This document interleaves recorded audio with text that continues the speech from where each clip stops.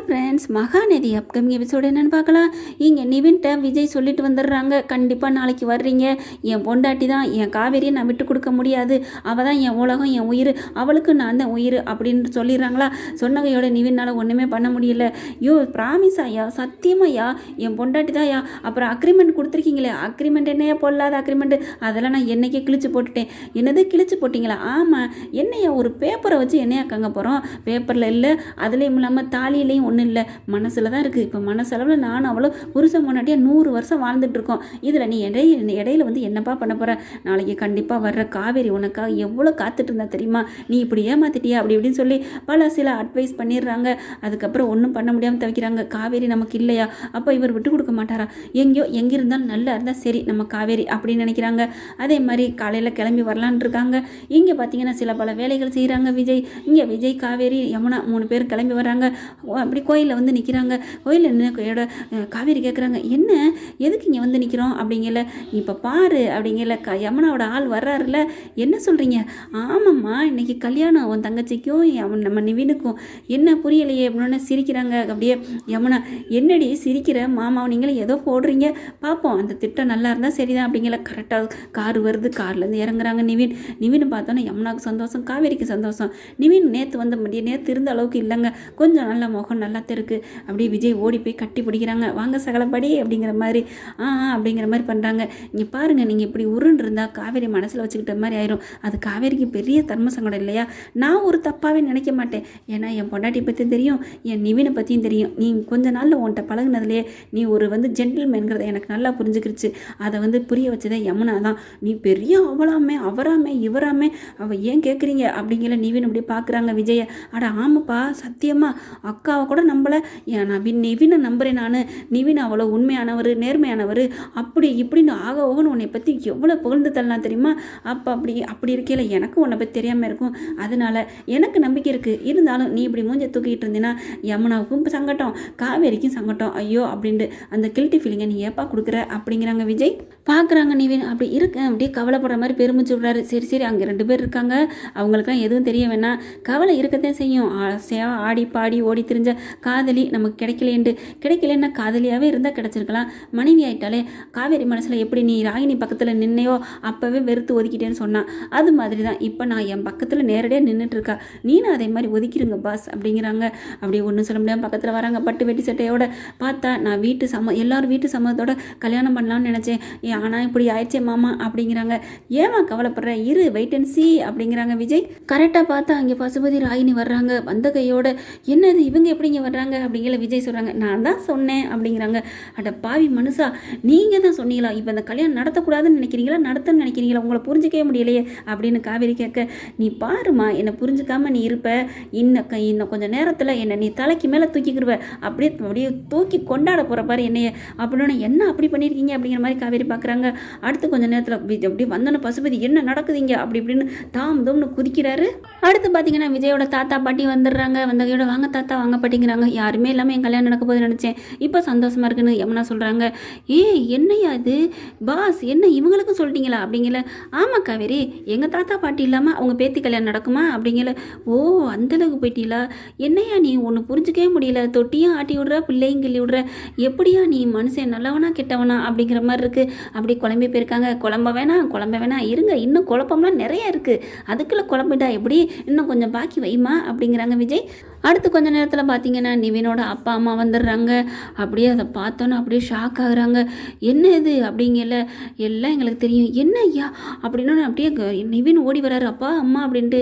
சரி விடுறா எல்லாமே விஜய் தம்பி பேசிட்டாங்க அப்படிங்கல. என்ன பேசுனாங்க? எல்லாமே ஃபோனில் பேசிட்டாரு அப்படிங்கல. பேசுனதை சொல்கிறாங்க. ஃபோன் பண்ணி தான் பேசுகிறாரு. உங்கள் புள்ள இனிமேல் கடைசி வரைக்கும் ஒத்தையாக இருந்துடணுமா, அதான் நீங்கள் நினைக்கிறீங்களா அப்படின்னு விஜய் கேட்க, இல்லை தம்பி, நாங்கள் தான் பெரிய தப்பு பண்ணிட்டோம், அவனுக்கு பிடிக்காத வாழ்க்கை ஏற்பாடு பண்ணி இப்போ அவன் எப்படி எங்களுக்கு அப்புறம் அவன் அனாதையாக போயிடுவானு பயமாக இருக்குது. நீங்கள் ஏமா அப்படி நினைக்கிறீங்க? உங்கள் பிள்ளைய தாங்குன்னு தாங்குற என் மச்சினிச்சி யமுனா இருக்கா, அப்படி நீங்கள் கவலையே படாதீங்க, அவள் அப்படி பார்த்துக்குவா, அவனுக்கா உயிரே கொடுக்க போயிட்டானா பார்த்துக்கங்களேன் அப்படிங்கல. அப்படி அப்போ ரொம்ப சந்தோஷம், அப்போ அவங்களுக்கே கல்யாணம் பண்ணி வச்சிருவோம் அப்படிங்கிறாங்க. ஆனால் வீட்டெல்லாம் பேசினா சம்மதம் நடக்காது. ஏன்னா காவேரி வீட்டில் அவ்வளோ பயங்கர கோவத்தில் இருக்காங்க. உங்கள் அண்ணனும் பயங்கர கோவத்தில் இருப்பார்.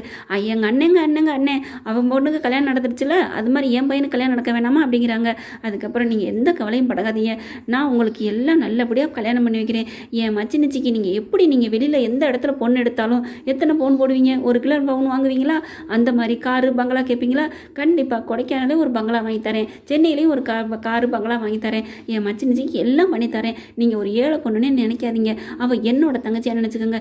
விஜய் இண்டஸ்ட்ரியை பற்றி உங்களுக்கு தெரியுமில்ல, அவங்களோட ஒரே ஓனர் நான் தான். அந்த ஓனரோட தங்கச்சி தான் யமுனான்னு நினச்சிக்கோங்க அப்படி சொன்னேன். இல்லை தம்பி, காசு பண்ண எனக்கு பெருசு இல்லை, எங்களுக்கு எங்கள் புள்ள சந்தோஷமாக இருக்கணும், அது போதும் அப்படிங்கிறாங்க. அப்போ உடனே கிளம்பி வாங்கங்கிறாங்க. நான் பிக்கப் பண்ணிக்கிறேன், நீங்கள் சென்னை இறங்கணும்னு கால் பண்ணுங்க அப்படிங்கிறாங்க. அதுக்கப்புறம் வந்துடுறாங்க. ஓ, நீங்கள் போயிட்டு 2 மணி நேரம் கழிச்சு வந்தீங்களே? ஆமாம், அதை தான் நான் போய் கூப்பிட்டு வந்தேன். அதை ஏங்க என்கிட்ட சொல்லியிருக்கலாம்ல அப்படின்னு காவேரி சொல்லாமல் செய்யணும், சஸ்பென்ஸ் த்ரில்லாக இருக்கணும் தான் அப்படின்னு விஜய் சொல்கிறாங்க. அப்படியே காவேரி விஜய் சொல்ல அப்படியே வச்சுக்கணும் வாங்காமல் தலையை சாய்ச்சி பார்க்குறாங்க. ஹலோ ஆர்வக்கொளரு, இப்போவே ஆர்வக்கொளரை காமிக்காத, இன்னும் வெயிட்டிங் இருக்குது அப்படிங்கிறாங்க. யமுனா ஆசையை நான் நிறைவேற்றணும், என் மச்சினிச்சி ஆசையை நான் நிறைவேற்றுறேன், அவ்வளோதான் அப்படிங்கிறாங்க. அடுத்து பார்த்தா ட்ரெஸ் எல்லாம் போட்டுறாங்க, குட்டியாந்து வச்சிடுறாங்க. அப்புறம் பார்த்தீங்கன்னா முஸ்லீம் கல்யாணம் மாதிரி அப்படியே பூக்களை தலைக்கு மேலே அப்படியே கொப்படி தொங்க விட்டுறாங்க. இது எதுக்கு? சும்மா தான் அப்படின்னு சொல்லிட்டு மாப்பிள்ளைக்கும் பொண்ணுக்கும் போட்டுறாங்க. இங்கே பசுபதி கடந்து துள்ளுறாரு, அதெல்லாம் முடியாது ராயின்னு கத்துறாங்க. உடனே நிவினோட அம்மா சொல்லிடுறாங்க, அண்ணே விடுங்கண்ணே, என் பிள்ளை வாழ்க்கை தான் முக்கியம், எங்கிட்ட நல்லா இருந்தால் சரி அப்படிங்கல. என்ன ஒரு ஏழை பொண்ணு ஒன்றும் இல்லாத ஓட்டாண்டியை கல்யாணம் பண்ண பார்க்குறியா அப்படின்னு பசுபதி பயங்கரமாக கத்தையில். இங்கே பாருங்க, மரியாதையை பேசுங்க அப்படின்னு காவேரி சொல்கிறாங்க. சும்மா நிறுத்துமா அப்படிங்கல, உன் பொண்ணு மட்டும் ஓட்டாண்டிக்கு தானே கல்யாணம் பண்ணி கொடுத்துருக்க அப்படிங்கிறாங்க காவேரி. உடனே பசுபதி, என்ன பசுபதி அப்படின்னு சொல்லி விஜய் என்ன பண்ணுறாங்க, பசுபதிட்ட வராங்க. அப்படியே பசுபதி தோளில் கையை வைக்கிறாங்க. கொடுத்ததெல்லாம் பத்தாதா ஏங்க, என்ன பாஸ் இப்படி அப்படின்னு சொல்லிட்டு, என் சொத்தில் பாதி எழுதி வைக்கிறேன் அம்மனா போதுமா அப்படிங்கிறாங்க. அப்படியே பார்க்குறாங்களா, அண்ணே ஒன்றும் வேணாம் அப்படின்னு சொல்லிட்டு அங்கே பேசிகிட்டு இருக்காங்க. அதெல்லாம் வேணாம் அப்படின்னு சொல்லிட்டு பசுபதிட்டு அவங்க தங்கச்சி சொல்கிறாங்க. இப்போ என்ன கல்யாணத்துக்கு ரெடியாக அங்கே சீக்கிரம் அப்படின்னு மலைமேடையில் உட்கார வைக்கிறாங்க. அடுத்து பார்த்தீங்கன்னா, இருங்க ஒரு 5 நிமிஷம் வாசலை பார்த்துட்டு இருக்காங்க விஜய். என்ன இது, எங்கே பார்த்துட்டு இருக்கீங்க? சும்மா என் ஃப்ரெண்டை வர சொல்லியிருக்கீங்க, வரவாங்க அப்படின்ட்டு இருக்காங்க. அடுத்து பார்த்தேன் யமுனா அழுகுறாங்க. ஏண்டி அழுகிற? இல்லை, நான் கல்யாணம் நடக்கிறது சந்தோஷம் தான், ஆனால் அம்மா அக்கா பாட்டியெல்லாம் இல்லாமல் தங்கச்சியெல்லாம் இல்லாமல் நான் பண்ணுறேன் அக்கா, அதுதான்க்கா எனக்கு வருத்தமாக இருக்குது அப்படின்னு யமுனா சொல்கிறாங்க. ஆமாம்ல, அது ஒரு குறை தான் அப்படிங்கல. வந்தாச்சு என் ஃப்ரெண்டு வந்தாச்சு அப்படின்னு விஜய் சொல்கிறாங்க. உடனே கவலைப்படாத யமுனா காவேரி, இந்த மாமாவை நம்பினார் கைவிடப்படார், அங்கே பார் அக்கடை சூடு அப்படிங்கிறாங்க. பார்த்தா அங்கே வந்துட்டு இருக்காங்க கங்கா பாட்டி, நர்மதா, குமரன், அவங்க அம்மா எல்லாரும் வந்துட்டு இருக்காங்க. காவேரி அம்மா எல்லாரும் வந்தோன்னே, என்ன ஆச்சு, ஏன் தம்பி இங்கே வர சொன்னீங்க, அர்ஜென்ட் சீக்கிரம் வாங்கன்னு கோயிலுக்கு வர சொன்னீங்களே, என்னாச்சு காவேரிக்கு, என்னாச்சு, என்னடி அப்படிங்கிறாங்களா. ஒன்றும் இல்லைம்மா அப்படிங்கிறாங்க. இதுவும் உங்கள் வேலை தானா அப்படிங்கிறாங்க. ஜாடையில் அடியன் வேலை தான் அப்படிங்கிறாங்க விஜய்.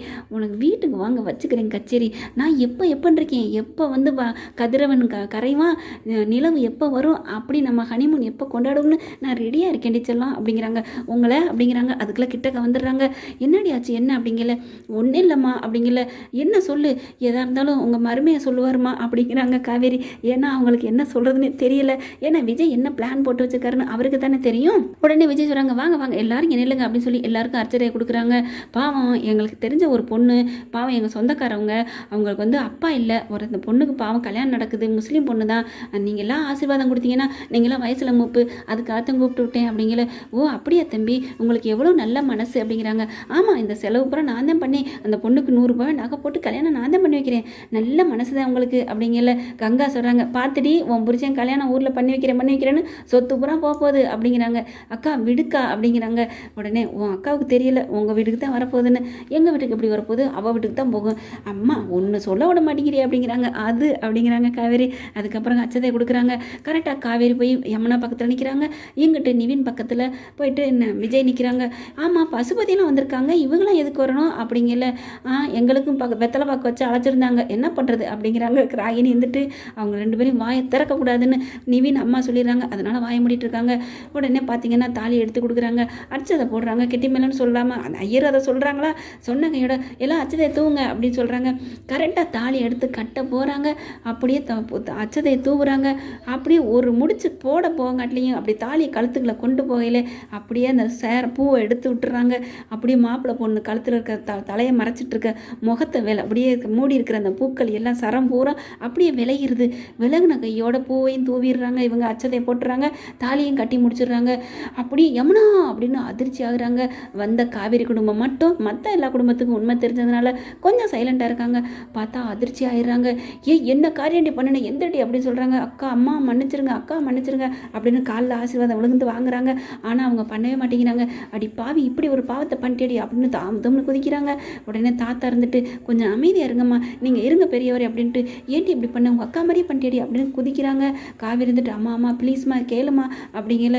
சே, அதுவும் இந்த இவன் தங்கச்சி பிள்ளைய போய் ஐயோ அப்படிங்கல. நிவின் அம்மா சொல்கிறாங்க, இல்லைங்க நாங்கள் முன்ன மாதிரி இல்லைம்மா, இனிமேல் உங்கள் பொண்ணை நான் தங்கமாக பார்த்துக்குவேன், எனக்கு மக இல்லாத கூட நான் பார்த்துக்கிறேன், நான் முன்னாடி ஏதோ பணம் காசுன்னு போயிட்டேன், இனிமேல் நான் அப்படி இல்லை, இதை எல்லாத்தையும் புரிய வச்சதே உங்கள் மாப்பிள்ளை விஜய் தான் அப்படிங்கிறாங்க.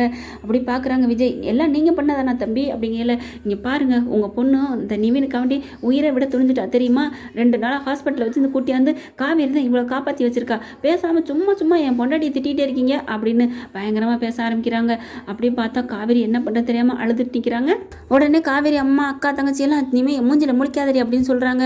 அங்கே தாத்தா இருந்து சொல்கிறாங்க, நீங்கள் யாரும் ஒன்றும் சொல்ல வேணாங்க, என் வீடு கடல் மாதிரி இருக்குது, என் பேத்தியும் பேரனையும் நான் கூட்டிகிட்டு போகிறேன். சம்மந்தியை பார்க்குறாங்க நிவின் அம்மா அப்பாவே, நீங்கள் வாங்க நம்ம வீட்டுக்கு, அவங்க வீட்டுக்கு வரக்கூடாதுன்னு சொன்னால் என்ன, நம்ம வீட்டுக்கு கடல் மாதிரி வாங்க அப்படின்னு சொல்லி கூப்பிட்டு போகிறாங்க. அந்த சமயம் பார்த்து ராகினி அப்பாவையும் பார்த்து, தம்பி வாங்க, நீங்கள் வாங்க, என்ன பண்ணுறது, எல்லாம் இன்னுமே பிறக்க போகிறோம் அப்படிங்கிறாங்க. பார்த்தா எல்லாம் முன்னுக்கு போகிறாங்க, அப்படியே காரில் ஏற போகிறாங்க. ஆளுக்கு கார் கொண்டாந்துருக்காங்க, பொண்ணு மாப்பிள்ளை ஏற்றுறாங்க. நிவின் வந்து அவங்க அப்படி பார்க்குறாங்க காவேரியை, நீ நல்லா இருக்கணும் அப்படின்னு சொல்கிறாங்க. யமுனா பார்த்து அப்படியே காவேரி கிடைக்கலங்கிற வருத்தத்தோடு நிவின் ஏறிடுறாங்க. இனிமேல் அதை பற்றி நினைக்கக்கூடாது அப்படின்னு முடிவு பண்ணிடுறாரு. அப்புறம் எல்லோரும் ஏறையில் காவேரி வேகமாக யமுனா கூட ஏற போகிறாங்க காரில். அப்படியே கையை பிடிச்சி இழுக்கிறாரு விஜய். ஏய் லூசு அரல்மெண்டல், எங்கே போகிற அப்படிங்கல. ஏங்க தங்கச்சி கூட வீட்டுக்கு போவேணாம்மா, தங்கச்சி என்ன அந்தமானுக்கு போகிறா, அப்படி துணைக்கு போகிறதுக்கு நம்ம வீட்டுக்கு தானே வரப்போகிறா. ஆமாம், அதுக்கு உன் புருஷன் நான் வரையில் ஏன் கூட வராமல் அங்கே போகிறேன், அது அவங்க புருஷனோட ஜாலியாக இருக்கட்டும், வா, அவள் ஜாலியாக அவங்க இருக்க போகிறா, இருக்கிறாலும் இல்லையோ தனியாக இருக்கணும், நீ வாடி அப்படின்னு சொல்லிட்டு இழுத்துட்டு தாங்காருக்கு ஓடி வராரு. பாஸ் விடுங்க பாஸ் அப்படிங்கல. விடுறதாவது வேலையே இல்லை, இனி பேச்சுக்கு வேலையே இல்லை, சீக்கிரம் போகிறோம், சாப்பிட்டு முடிக்கிறோம், டக்குன்னு நம்ம ரூமுக்கு போகிறோம் அப்படின்னு சொல்லி இழுத்து போட்டு கார் தூக்கிட்டு வர்றாங்க. காரில் போட்டுக்கிட்டு, பாஸ் நீங்கள் ரொம்ப தான் அப்படிங்கல. ஏண்டி இவனுக்கு கொஞ்சம் கூட இதுவே இல்லையா எது அப்படிங்கல. ஒரு கருணை, நன்றி, பாசம், இப்படி உன் தங்கச்சிக்கா நான் எவ்வளோ பாடுபட்டிருக்கேன் நேற்று பூரா, எனக்கு கொஞ்சம் கூட நன்றி சொல்ல மாட்டியா, ஒரு வார்த்தை அப்படின்னு சொல்கிறாங்க. காரை எடுங்க பாஸ் அப்படிங்கிறாங்க. கார் எடுக்கிறேன், ஒரு நன்றி, ஒரே ஒரு நன்றி, சின்னதாக அந்த வாயை திறந்து நன்றி சொல்லக்கூடாதான்னு சொல்லையிலே அவரை வாயை திறக்க விட பச்சுன்னு அப்படியே பச்சக்குன்னு ஒரு முத்தம் கொடுத்துட்றாங்க. அவர் அப்படியே வெளியே பிதுங்கிட்டு இருக்காங்க. நல்ல வேலைம்மா நான் காரை ஓட்டிக்கிட்டு இருக்கையில் கொடுக்காம விட்டேன், இல்லைன்னா ஏதாவது மரத்தில் மோதிருப்பேன் அப்படிங்கிறாங்க. அப்படியே வச்சக்கண்ணு வாங்காமல் பார்க்குறாங்க காவேரியை. அப்படி கொடுத்துட்டு அடுத்தப்புறம் எடுக்கிறாங்க வாயை. எடுத்ததுக்கப்புறம் அப்படியே விஜய் பார்க்குறாங்க. இப்படி காவேரி சொல்கிறாங்க, இந்த நன்றி போதுமா இல்லை அப்படிங்கல. இப்போதைக்கு இது போதும், வீட்டில் ரூமில் போய் மீதியை வச்சுக்கலாம் அப்படின்னு சொல்லிட்டு, விஜய் உன் காட்டில் மலடா அப்படின்னு சொல்லிட்டு கிளம்புறாங்க. வண்டியை சந்தோஷமாக விடுறாங்க. அப்படியே ரொம்ப சந்தோஷப்படுறாங்க காவேரி. எனக்கா நீங்கள் எவ்வளோ பண்ணியிருக்கீங்க அப்படின்ட்டு. என்ன உனக்காங்கிற, நமக்கான்னு சொல்லு, என் பொண்டாட்டி நீ, உனக்காக நான் இது கூட பண்ண மாட்டேனா அப்படிங்கிறாங்க. கையை பிடிச்சி அப்படியே கழுத்தோடு அணைச்சிக்கிறாங்க. விஜயோட கையெடுத்து இறுக்கி அணைச்சிக்கிறாங்க. அவர் ஒத்த கையில் கார் ஓட்டிகிட்டு வர்றாங்க. பார்த்துமா கையை விடுமா, நம்ம போய் அங்கே போய் வச்சுக்கலாம் அப்படிங்கிறாங்க. நம்ம ரொமான்ஸ் எல்லாம் அப்படின்னு சொன்ன கையோட ரொம்ப வெக்கப்படுறாங்க காவேரி. பாடுறா என் பொண்டாட்டி வெக்கப்படுறா அப்படிங்கிறாங்க விஜய். ஓகே ஃப்ரெண்ட்ஸ், பார்க்கலாம். எந்த பதிவில் ஏதோ குறை நிறைகள் இருந்தால் பொறுத்துக்கங்க, நிறை இருந்தால் கமெண்ட் பாக்ஸில் சொல்லிடுங்க, குறை இருந்தால் என்னென்னு சுட்டி காமிங்க, நான் அதை திருத்திக்கிறேன். இப்படி போனால் செமையாக சூப்பராக இருக்கா. இந்த பதிவு உங்களுக்கு பிடிச்சிருந்துச்சுன்னா கமெண்ட் பாக்ஸில் கருத்தை சொல்லிட்டு ஒரு லைக்கை தட்டி சப்ஸ்கிரைப் பண்ணிடுங்க. Thank you friends.